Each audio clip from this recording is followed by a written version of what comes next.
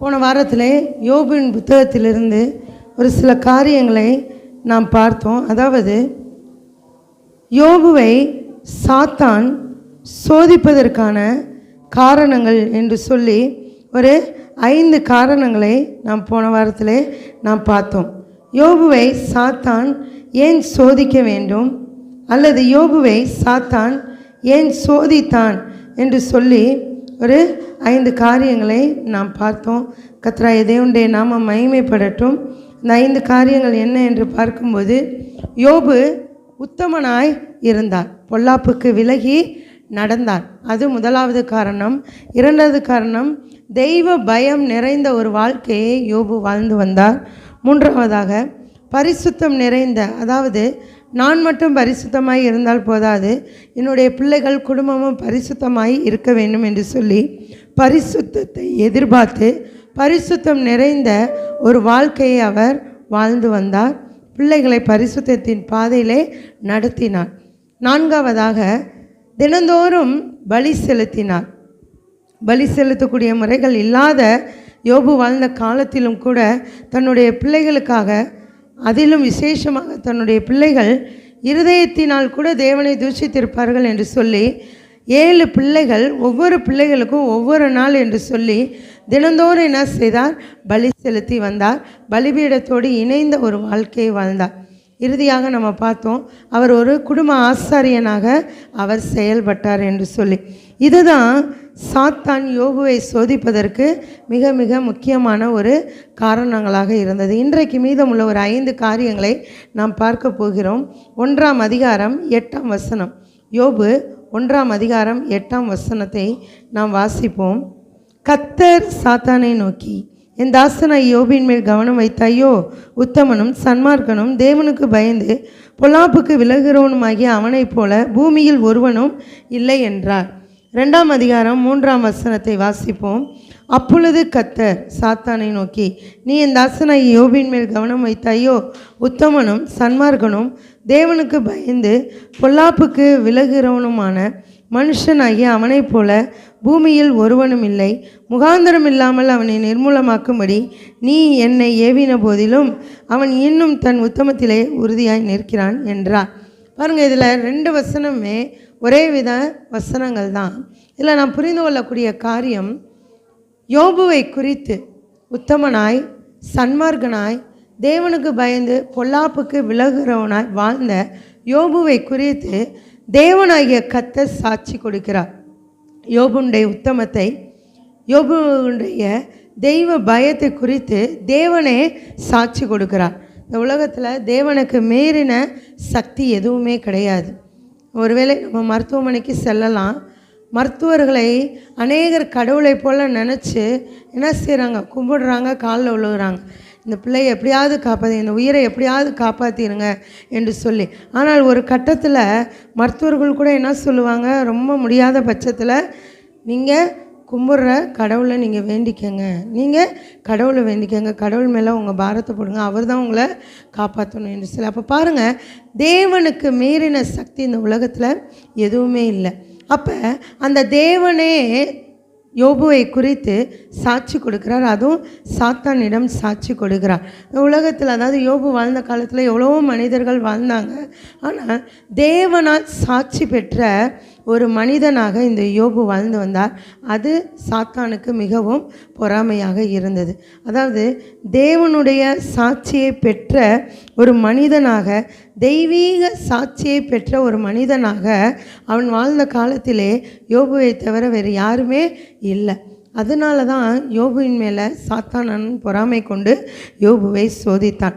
அடுத்ததாக நம்ம பார்க்கும்போது 7வது ஒரு காரியம், 4ஆம் அதிகாரம் 3 மற்றும் 4ஆம் வசனம். யோபு 4ஆம் அதிகாரம் 3, 4ஆம் வசனம். இதோ, நீர் அநேகருக்கு புத்தி சொல்லி இளைத்த கைகளை திடப்படுத்தினீர், விழுகிறவனை உம்முடைய வார்த்தைகளால் நிற்க பண்ணி தள்ளாடுகிற முழங்கால்களை பலப்படுத்தினேன். இது யார் சொல்லுகிற காரியம் என்றால், யோபுடைய நண்பர்கள். யோபு இப்படிப்பட்ட கொடிய வேதனையில் இருக்கும்போது யோபுடைய நண்பர்கள் வராங்க. தூரத்திலே யோபுவை பார்க்குறாங்க. பார்த்தபோது அவர்கள் தங்களுடைய சால்வையை கிழித்து கொண்டு அவங்க என்ன செய்கிறாங்க, யோபுவை அடையாளமே தெரியல. அடையாளம் தெரியாத போது சத்தமிட்டு அழுது அவரவர் தங்கள் சால்வையை கிழித்து வானத்தை பார்த்து தங்கள் தலைகள் மேல் புழுதியை தூற்றிக்கொண்டு வந்து அவன் துக்கம் மகா கொடிய துக்கம் என்று கண்டு ஒருவரும் அவனோடு ஒரு வார்த்தையும் பேசாமல் இரவு பகல் 7 நாள் தரையிலே அவனோடு கூட உட்கார்ந்திருந்தார்கள் என்று சொல்லி 2ஆம் அதிகாரம் கடைசியாக நம்ம வாசிக்க முடியும். இப்போ பாருங்கள், யோபுடைய நண்பர்கள் 3 பேர் வராங்க. அதில் ஒரு நண்பனுடைய பேர் தான் எலிப்பாஸ். அந்த எலிப்பாஸ் யோபுவை குறித்து சாட்சியாக யோபுவிடமே பேசுகிறார். நீர் அநேகருக்கு புத்தி சொன்னீங்க, இளைத்த கைகளை நீ திடப்படுத்தின, விழுகிறவனை உம்முடைய வார்த்தைகளால் நிற்க பண்ணி, தள்ளாடும் முழங்கால்களை நீ பலப்படுத்தின, உனக்கு இப்படி ஒரு நிலைமையா என்று சொல்லி அங்கு சொல்லுகிறதை நாம் பார்க்க முடிகிறது. அப்போ பாருங்கள், மனிதனுடைய ஒரு சாட்சியை பெற்ற ஒரு மனிதனாக இந்த யோபு காணப்பட்டார். யோபுக்கு இருந்த தேவனுடைய சாட்சியும் யோபுவின் மேலே சாத்தானுக்கு பொறாமையை கொண்டு வந்தது. அடுத்ததாக நாம் பார்க்கும்போது ஒரு மனிதனுடைய சாட்சி யோபுவின் மேலே சாத்தானுக்கு ஒரு பொறாமை குணத்தை கொண்டு வந்தது. இன்றைக்கு நம் மனிதர்களிடத்திலே சாட்சியை பெறுவது என்பது ரொம்ப அரிதான ஒரு காரியம். அதே சூழ்நிலையில் நம்ம இங்கே பார்க்கும்போது யோபு வாழ்ந்த காலத்தில் யோபுவோடு கூட அநேக மனிதர்கள் இருந்திருக்கிறாங்க. யோபு வாழ்ந்த காலத்தில் எத்தனையோ கோடிக்கணக்கான ஜனங்கள் இருந்திருக்கிறாங்க. ஆனாலும் யோபு ஒருவன் மாத்திரம்தான் ஒரு மனிதனிடத்திலிருந்து நல்ல சாட்சியை பெற்ற ஒரு மனிதனாக அவர் காணப்பட்டார். இப்படிப்பட்ட ஒரு நல்ல சாட்சியை பெற்ற ஒரு மனிதனாக இந்த யோபு திகழ்ந்தது பொல்லாத சாத்தானுக்கு ஒரு பொறாமை குணத்தை கொண்டு வந்தது. இதுதான் யோபுவை சோதிப்பதற்கு இன்னும் ஒரு காரணமாக சாத்தானுக்கு அமைந்திருந்தது. அடுத்ததாக நாம் பார்க்கும்போது 1ஆம் அதிகாரம் 10ஆம் வசனம். 1ஆம் அதிகாரம் 10ஆம் வசனத்தில் வாசிக்கும்போது, நீர் அவனையும் அவன் வீட்டையும் அவனுக்கு உண்டான எல்லாவற்றையும் சுற்றி வேலியடிக்கவில்லையோ, அவன் கைகளின் கிரியையை ஆசீர்வதித்தீர், அவனுடைய சம்பத்து தேசத்தில் பெருகிற்று என்று சொல்லி நம்ம வாசிக்கிறோம். இங்கு சாத்தான் தேவனிடம் சொல்லுகிறான், நீ அவனுடைய கைகளின் கிரியையை ஆசீர்வதிச்சிருக்கிற, அதனால் யோபுடைய சம்பத்து பெருகி இருக்கிறது. இந்த காரணத்தினால தான் அவன் உண்மையில விசுவாசமாய் இருக்கிறான். இந்த 9ஆம் வசனத்தில் வாசிக்கும்போது தெரியும், யோபு விருதாவாக தேவனுக்கு பயந்து அவன் சும்மாவா உமக்கு பயந்து நடக்கிறான், நீ அவனை ஆசீர்வச்சிருக்கிற, அவனுடைய சம்பத்து தேசத்தில் பெருகி இருக்கிறது. நம்ம இங்கே வாசிக்கிறோம் இல்லையா, 3ஆம் வசனம் கடைசி பகுதியில் நம்ம வாசிக்கும்போது, அந்த மனுஷன் கிழக்கத்தி புத்திரர் எல்லாரிலும் பெரியவனாய் இருந்தான் என்று சொல்லி மிகப்பெரிய ஒரு கோடீஸ்வராக மிகப்பெரிய பணக்காரராக அவன் வாழ்ந்த காலத்தில் இருந்த எல்லா மனிதர்களிலும் நம்பர் 1 பணக்காரராக இருந்தவர் இந்த யோபு.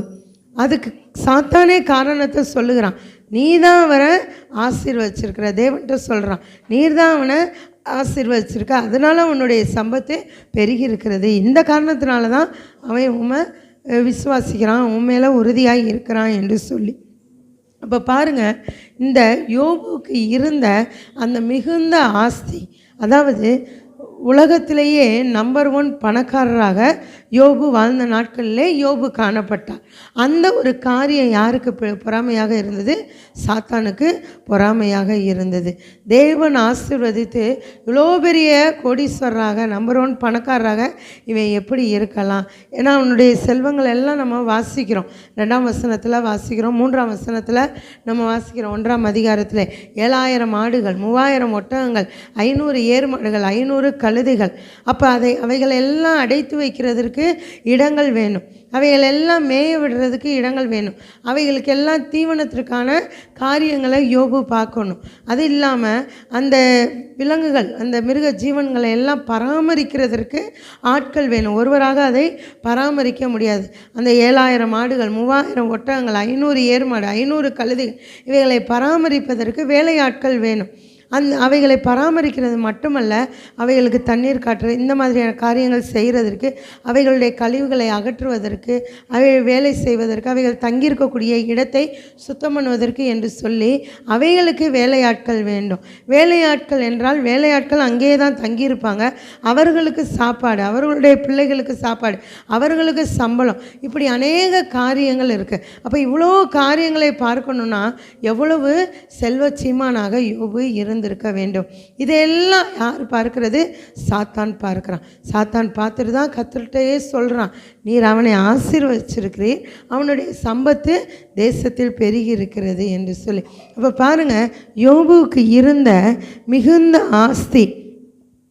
ஆசீர்வாதம், இப்படிப்பட்ட ஆசீர்வாதம் யோபு வாழ்ந்த நாட்கள்லேருந்தே யாருக்குமே இல்லை. அது சாத்தானுக்கு பொறாமையை கொண்டு வந்தது. அடுத்ததாக 9வது ஒரு காரியம் பார்க்கும்போது, இதே 1ஆம் அதிகாரத்தில் 10ஆம் வசனம் முதல் பகுதியை வாசிக்கும்போது, நீர் அவனையும் அவன் வீட்டையும் அவனுக்கு உண்டான எல்லாவற்றையும் சுற்றி வேலி அடைக்கவில்லையோ? இது யார் கேட்குறது? சாத்தான் தான் கேட்குறான், கர்த்தர்கிட்ட கேட்குறான்.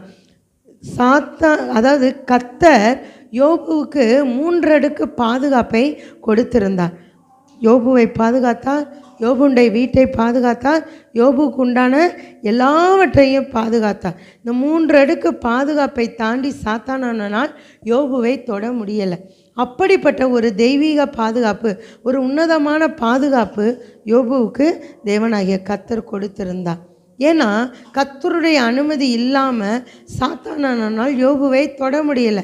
அப்படிப்பட்ட ஒரு உறுதியான, உன்னதமான, தெய்வீகமான ஒரு பாதுகாப்பு வளையங்களுக்குள்ளாக யார் இருந்தது? யோபு இருந்தா. அது சாத்தானுக்கு யோபுவின் மேலே பொறாமையை கொண்டு வந்தது. அப்போ பாருங்கள், இதை தான் சாத்தான் தேவனிடம் சாட்சியாகவே சொல்கிறான், நீர் அவனையும் அவனுடைய வீட்டையும் அவனுக்கு உண்டான எல்லாவற்றையும் நீ வேலி எடுத்து பாதுகாத்துருக்குறீங்க அப்படின்னு சொல்லிட்டு. அப்போ பூமியிலே யோபு வாழ்ந்த காலத்தில் வாழ்ந்த மனிதர்களுக்கு இல்லாத ஒரு உன்னதமான பாதுகாப்பு, ஒரு தெய்வீகமான பாதுகாப்பு, ஒரு உறுதியான பலத்த பாதுகாப்பு யாருக்கு இருந்தது? யோபுவுக்கு இருந்தது. அது சாத்தான் யோபுவை சோதிப்பதற்கு ஒரு காரணமாக அமைந்தது. அப்போ பாருங்கள், இந்த பாதுகாப்பை உடைத்து எப்படியாவது யோபுவை ஒன்றுமில்லாமல் ஆக்கிவிட வேண்டும், யோபுடைய பொருட்களை அழித்து விட வேண்டும் என்பது தான் சாத்தானுடைய மிகப்பெரிய திட்டமாக இருந்தது. இதற்கெல்லாம் தேவன் என்ன செஞ்சார்? அனுமதி கொடுத்தார். அவனுடைய யோபுடைய பொருட்களை எல்லாம் தொடுவதற்கு தேவனாய கர்த்தர் சாத்தானுக்கு அனுமதி கொடுத்தார். இறுதியாக தான் கர்த்தர் சொன்னார், அவனுடைய பிராணனை மாத்திரம் என்ன செய்ய? தப்ப விட்டுரு, அவன் உம்முடைய கரத்தில் இருக்கிறான், அவன் உன்னுடைய கரத்தில் இருக்கிறான் என்று சொல்லி தேவன் சாத்தானுடைய கரத்திற்குள்ளாக யோபுவை ஒப்பு கொடுத்தார். ஆனாலும் பிராணனை மாத்திரம் நீ என்ன செய்ய? விட்டு வச்சிரு, ஏன்னா சாட்சியாக அவன் நிற்க வேண்டும் என்று சொல்லி. அதற்கப்புறம்தான் சாத்தான் போய் யோபுடைய உச்சந்தலை தொடங்கி உள்ளங்கால் மட்டும் கொடிய பருக்கனால் வாதிக்கிறதை நம்ம பார்க்க முடிகிறது. அப்போ பாருங்கள், அப்படிப்பட்ட ஒரு தெய்வீக பாதுகாப்பை கர்த்தராகிய தேவன் யோபுவுக்கு கொடுத்திருந்தார். இறுதியாக நாம் பார்க்கும்போது 1ஆம் அதிகாரம் 20ஆம் வசனத்தில் 20 முதல் 22 வரைக்கும் வாசிக்கும்போது, அப்பொழுது யோபு எழுந்திருந்து தன் சால்வையை கிழித்து தன் தலையை சிரைத்து தரையில் விழுந்து பணிந்து, நிர்வாணியாய் என் தாயின் கர்ப்பத்திலிருந்து வந்தேன், நிர்வாணியாய் அவ்விடத்திற்கு திரும்புவேன். கர்த்தர் கொடுத்தார், கர்த்தர் எடுத்தார், கர்த்தருடைய நாமத்துக்கு ஸ்தோத்திரம் என்றான். இவையெல்லாவற்றிலும் யோபு பாவம் செய்யவும் இல்லை, தேவனை பற்றி குறை சொல்லவும் இல்லை என்று சொல்லி பார்க்கிறோம். 2ஆம் அதிகாரம் 9-10 வசனங்களை நாம் வாசிப்போம். அப்பொழுது அவன் மனைவி அவனை பார்த்து, நீர் இன்னும் உம்முடைய உத்தமத்தில் உறுதியாய் நிற்கிறீரோ? தேவனை தூஷித்து ஜீவனை விடும் என்றார். அதற்கு அவன், நீ பைத்தியக்காரி பேசுகிறது போல பேசுகிறாய், தேவன் கையிலே நன்மையை பெற்றனால் தீமையையும் பெற வேண்டாமோ என்றான். இவைகள் எல்லாவற்றில் யோபு தன் உதடுகளினால் பாவம் செய்யவில்லை என்று சொல்லி வாசிக்கிறோம். இப்போ பாருங்கள், எல்லாவற்றையும் தாங்கக்கூடிய, எல்லா சோதனைகளையும் தாங்கக்கூடிய ஒரு இருதயத்தை தேவனாகிய கர்த்தர் யோபுவுக்கு கொடுத்திருந்தார். எப்படிப்பட்ட ஒரு இருதயம் என்றால், அந்த இருதயம் இந்த சோதனைகளில் மட்டும் வரலை, இதற்கு முன்பதாகவும் இருந்த அந்த இருதயம்தான் சோதனைகளிலே அந்த இருதயத்துடைய சிந்தனைகள் வெளிப்பட்டது, அவ்வளவுதான். அப்போ இந்த எதையும் தாங்கும் இருதயம், யோபுவுக்கு இருந்த எதையும் தாங்கும் இருதயம் சாத்தானுக்கு ஒரு பொறாமை குணத்தை கொண்டு வந்தது.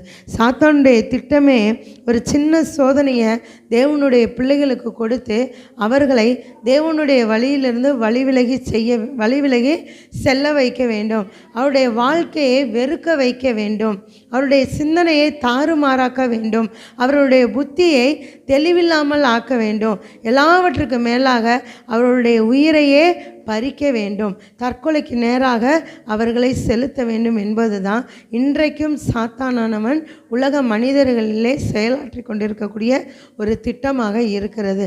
ஆனால் பலத்த ஒரு சோதனை வந்தபோதும் கூட யோபு தேவனை விட்டு பின்வாங்கவில்லை. எல்லாவற்றையும் தாங்கி கொண்ட ஒரு இருதயத்தை அவருக்கு கர்த்தராகிய தேவன் கொடுத்திருந்தார். அதுதான் நம்ம வாசித்தோம். கர்த்தர் கொடுத்தார், கர்த்தர் எடுத்துக்கொண்டார். நிர்வாணியாய் தாயின் கர்ப்பத்தில் இருந்தானே, நிர்வாணியாய் அவ்விடத்திற்கு நான் போகிறேன் என்று சொல்லி சொன்னார். இங்கே கட்டின மனைவி கூட சொல்லும்போது தேவனை தூசித்து ஜீவனை விற்று என்று சொல்லும்போது கூட அவர் சொன்ன காரியம், நீ பைத்தியக்காரி பேசுகிற மாதிரி பேசுகிற, தேவனுடைய கரத்தினால எவ்வளவு நன்மையான காரியங்களை நம்ம அனுபவித்தோம், ஏதாவது குறை இருந்ததா, எவ்வளவு ஆஸ்திகள் உலகத்திலேயே நம்ம தான் கோடீஸ்வரங்களே இருந்தோம், அதெல்லாம் யார் கொடுத்தது? தேவன் தான் கொடுத்தா, தேவன் தான் நம்மை ஆசீர்வதித்தார். அப்படி தேவனுடைய கரத்தினால் நன்மையை வாங்கி கொண்டு எவ்வளோ சந்தோஷமாக நம்ம இருந்தோம். அப்போ அவருடைய கரத்தினால் நம்ம தீமையும் பெற வேண்டாமோ என்று சொல்லி எல்லாவற்றிலும் யோபு தேவனை பற்றி குறை சொல்லவில்லை, தன்னுடைய உதடுகளினாலே பாவம் செய்யவில்லை என்று சொல்லிப்பாங்க. எல்லாவற்றிற்கு காரணம் அவருக்கு இருந்த அந்த இருதயம்தான், எதையும் தாங்கக்கூடிய அந்த இருதயம்தான். பாரு, எவ்வளவு சோதனைகள் இருந்தும் இவன் என்ன செய்யலை, கர்த்தரை விட்டு போகலையே அப்படின்ற ஒரு காரணம் சாத்தானுக்கு யோபுவின் மேலே பொறாமை குணத்தை கொண்டு வந்தது. அப்போ பாருங்கள், சாத்தான் யோபுவை சோதிப்பதற்கு பல காரணங்கள் இருந்தது. ஆனாலும் எல்லாவற்றிலும் யோபு ஜெயம் பெற்றவராக இரட்டிப்பான ஆசீர்வாதத்தை கர்த்தரிடத்திலிருந்து பெற்றுக்கொண்டார். இன்றைக்கு நம்முடைய வாழ்க்கையிலும் பலவிதமான சோதனைகளை நாம் அனுபவிக்கலாம். நாம் சோதனை இல்லாமல் இருந்தால் தேவனை விட்டு நம்ம தூரம் போய் கொண்டிருக்கிறோம் என்று சொல்லி அர்த்தம். பாருங்கள், கர்த்தருக்குள்ளாக இருக்கும்போது சோதனைகள், பிரச்சனைகள் எல்லாம் வரும். இவையெல்லாம் நம்முடைய விசுவாசத்தை பரீட்சிப்பதற்காக தான். ரெண்டு விதமான சோதனைகள் இருக்குது. உலக மனிதர்களுக்கும் பிரச்சனைகள், பாடுகள், போராட்டங்கள் எல்லாம் இருக்குது. கர்த்தருடைய பிள்ளைகளாகிய நமக்கும் அதே விதமான பாடுகள், போராட்டங்கள், உபத்திரவங்கள் எல்லாமே கர்த்தருடைய பிள்ளைகளாகிய நமக்கு இருக்குது. ஆனால் ஒரே ஒரு வித்தியாசம் என்ன என்றால், நாம் நம்முடைய விசுவாசத்திலே சோதனைகளுக்கு மத்தியிலேயும் யோபுவை போல உறுதியாக நிலைத்திருக்கும் போது கர்த்தருடைய ஆசீர்வாதத்தை நாம் பெற்றுக்கொள்வோம். ஆனால் உலக மனிதர்கள் அநேக சோதனைகளிலே மடிந்து போகிறதை, தங்களுடைய வாழ்க்கையை இழக்கிறதை, தங்களுடைய வாழ்க்கையில் அழிந்து போகிறதை நாம் கண்ணால் பார்த்து கொண்டு இருக்கிறோம். கர்த்தராகிய தேவன் நம்முடைய பிராணனை அழிப்பதற்கு அனுமதி சாத்தானுக்கு கொடுக்கவே மாட்டார்.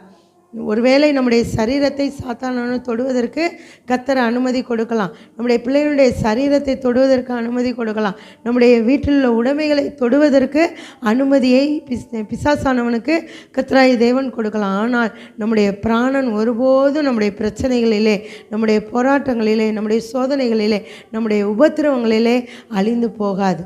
அதற்கு கர்த்தராகிய தேவன் சாட்சியாக இருக்கிறார். யோபுவுக்கு கர்த்தராகிய தேவன் பிராணனை மீட்டு அழிவுக்கு விலக்கி பாதுகாத்தார். அதனால தான் யோபு கர்த்தருக்கு சாட்சியாக நிலை நிற்க முடிந்தது. பாருங்கள், 10 காரணங்களை நம்ம பார்த்தோம். இன்றைய நாளில் நம்ம பார்த்த காரணம், தேவனுக்கு பயந்து நடந்ததுனால தேவனே சாட்சி கொடுத்தார். யோபுவை குறித்து தேவனே சாட்சி கொடுத்தார். மனிதர்களும் என்ன செஞ்சாங்க, யோபுவை குறித்து சாட்சி கொடுத்தாங்க என்று சொல்லி வாசித்தோம். அதுக்கடுத்ததாக 3ஆவதாக மிகுந்த ஆஸ்தி உடையவராக இந்த யோபு காணப்பட்டார். அதுக்கடுத்து தேவனுடைய பாதுகாப்பு இந்த யோபுவுக்கு இருந்தது. தேவன் யோபுவை பாதுகாத்து கொண்டிருந்தார். அடுத்ததாக நாம் பார்க்கும்போது எதையும் தாங்கும் இருதயம் யோபுக்குள்ளாக காணப்பட்டது. இந்த காரணங்கள் யோபுவை சாத்தான் சோதிப்பதற்கு மிக மிக முக்கியமானதாக இருந்தது. ஆனால் இவையெல்லாவற்றிலும் யோபு கர்த்தர் மேலே விசுவாசம் உள்ளவராக இருந்ததுனால இரட்டிப்பான ஆசீர்வாதத்தை பின்னாட்களிலே அவர் பெற்றுக்கொண்டார். நாமும் நம்முடைய சோதனைகளிலே யோபுவைப் போல உத்தமத்தில் நிலைத்திருக்க வேண்டும். தேவனுக்கு பயப்படுகிறவர்களாக காணப்பட வேண்டும். பொல்லாப்புக்கு விலகி நடக்கிறவர்களாக காணப்பட வேண்டும். அப்படி இருக்கும்போது தேவனாகிய கர்த்தர் நமக்கும் இரட்டிப்பான ஆசீர்வாதத்தை தந்து நம்மையும் ஆசீர்வதிக்க அவர் போதுமானவராக இருக்கிறார். ஜெபிப்போம். ஸ்தோத்திரம் கர்த்தாவே, எங்களை நேசிக்கிற எங்கள் அன்பின் பரலோக பிதாவே, நன்றியோடு துதிக்கிறோம். இந்த நாளிலும் நாங்கள் யோபுவை குறித்து, யோபுவை சாத்தான் சோதிப்பதற்கான காரணங்களை குறித்து நாங்கள் பார்த்தோமே தகப்பனே. எங்களுடைய வாழ்க்கையிலும் வருகிற சோதனைகளை நாங்கள் தாங்கத்தக்கதான ஒரு இருதயத்தை கர்த்தராகிய தேவன் எங்களுக்கு கொடுங்க. உம்முடைய பாதுகாப்பு எங்கள் ஒவ்வொருவருக்கும் அதிகமாக உண்டாகட்டும். கர்த்தர் அப்படியே நடத்துங்க. இயேசுவின் நாமத்தில் ஜெபிக்கிறோம் நல்ல பிதாவே, ஆமேன்.